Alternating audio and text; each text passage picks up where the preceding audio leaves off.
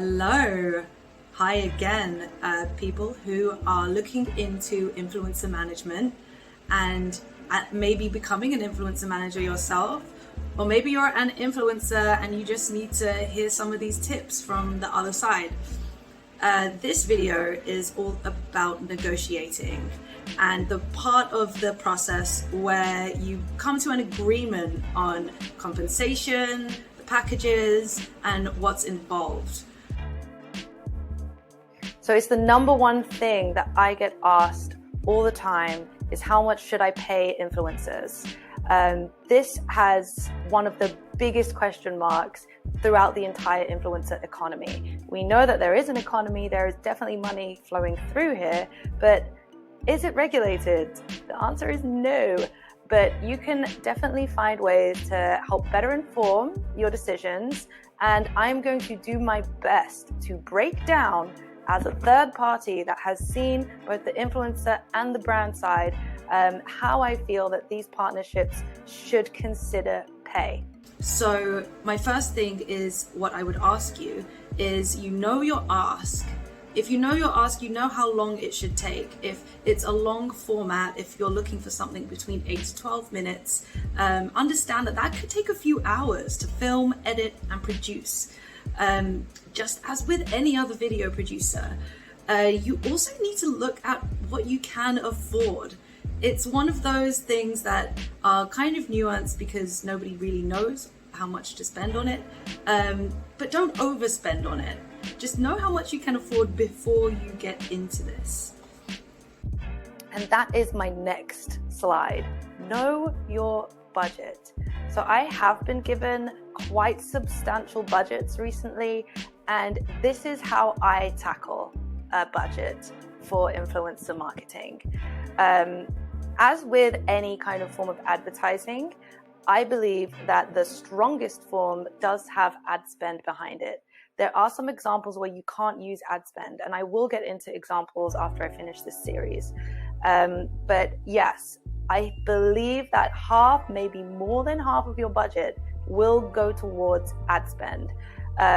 So you should kind of take your profits that you have as your business and look at spending about 10 to 15% on influencer marketing, because this can be seen as a major channel for acquisition. And I will get down to that video soon. But for now, looking at your budget, how much can you afford? In order to get direct click-throughs and not just curious click-throughs, as you can see with a link in the bio, but to get like real click-throughs, you do have to look at the platform as a sales channel, and I will be going into that in this video, so keep watching.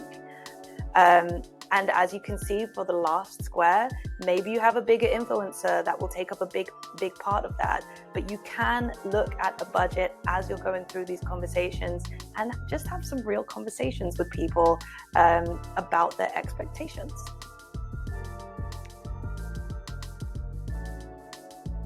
So should you hire an agent to do this? I consider myself a talent agent. I do have a talent license, and this is to be able to make sure that there is a mutual benefit for the project as well as the influencer, and that everybody is being looked after and both parties' needs are met, and to make sure that the content is produced by the end of this process. The best way that I can relay this information to both influencers and the brands looking to hire them is through tiers, or levels of experience. And with any job, you will always pay more dependent on experience. So if you are a new influencer looking to get into product marketing, influencer marketing, you may see yourself taking on a lot of projects which are just for product. This would be if you're just starting out between 1,000 to 10,000 followers. If you don't know a rate or you don't know what to charge, a brand will automatically assume that it's your first time, and let's kind of start as an experiment. So you will just be given product as an experiment, just to see your lift and to see if it's worth maybe pairing up for a long term. But if you don't ask for a rate, they will only give you the product. And I've seen this done over and over again.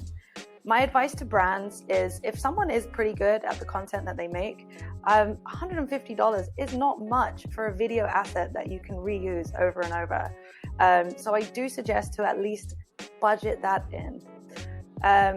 For the brand, as you could imagine, if you're just starting out, you're brand new, you need some feedback, reviews, or things like that. User-generated content is huge, and I've seen some of the biggest returns on what is probably some of the most amateur footage for user-generated content. So this is tier 1 for beginners.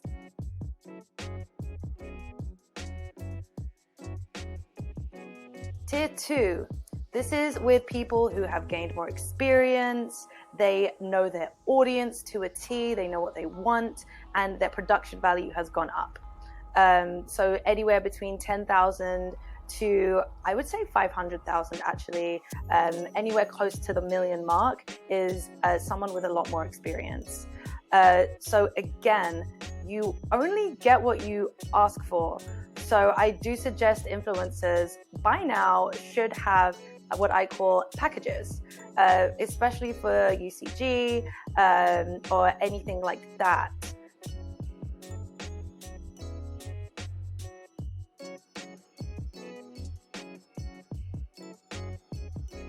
So yes, going up the ranks. The best way that I would look at this as a business and as a brand is, does this influencer's production value increase? Do they look like they really connect with their audience? And will this partnership fruit a great ad?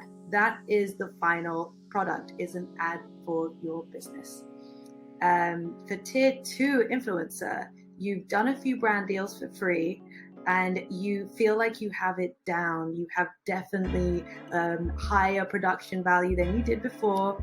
My best advice for influencers in this bracket is to know your rate and offer packages, especially if when you discover that every business is very different, has a different budget. If there is a particular lifestyle brand that suits you and you really want to work with them, give them a budget, give them options between maybe one video or a collection of videos. Give them options and they will most likely at least pick one.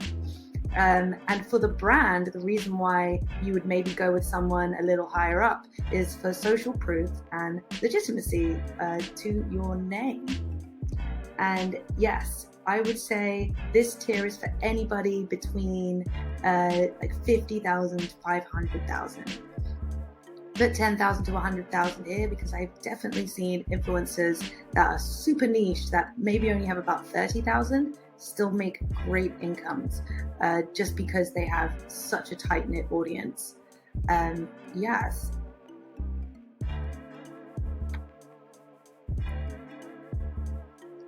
So the final tier is a fully blown celebrity. A celebrity is somebody that is known for participating within the arts. Usually, I know that a lot of founders are becoming celebrities recently, but I simple it down to somebody that has 1 million or more followers. For the influencer, the reason why these contracts are a lot more expensive is because they're usually longer, the terms and conditions are super long. There's usually contractual appearances, contractual language. I've seen contracts that have a morality clause. So if you have signed the contract and you're caught doing something, the contract is null and void. Conflicts of interest. The larger your, I guess, celebrity magnet becomes, the more people have to consider like what you symbolize. It's quite an interesting journey for people.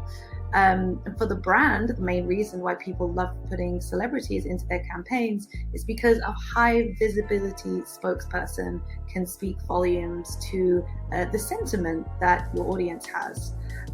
So that would be a reason of why you go with a celebrity. Now, understand that through these tiers, maybe you could only afford the first tier, or maybe you would like one celebrity and a few smaller ones. This is something that you will have to try and budget before you really reach out. It's good to know exactly what you're going in the conversation with.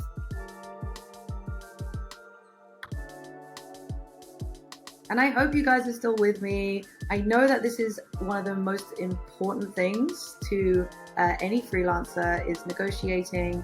I'm just telling you exactly how I've seen it from the other side, and hopefully my presence can give a little more understanding between influencers and brands, which is all I've ever wanted. This final slide is basically to let you know that don't rely on just the influencer's post to get your click-throughs. The click-throughs that come about just through an influencer's post is either a viral product, and the curious clickers, which actually go through the profile, go to their link tree or their link in bio and actually look for the product. What you will need to do is understand the sales channel that you are adopting, so the channel that the content will be on. I am using TikTok as an example because it is the most accessible and biggest thing right now. What you want to do is install a pixel exactly the same way Facebook works. You could generate unique links or affiliate links for the influencer. That way you can really track who's doing well. But the best way to utilize influencer marketing is to back up the post with some ad spend, because you get a single shop now button on the post. And that is the easiest, fastest way for anybody to get to your store or your product or your onboarding page.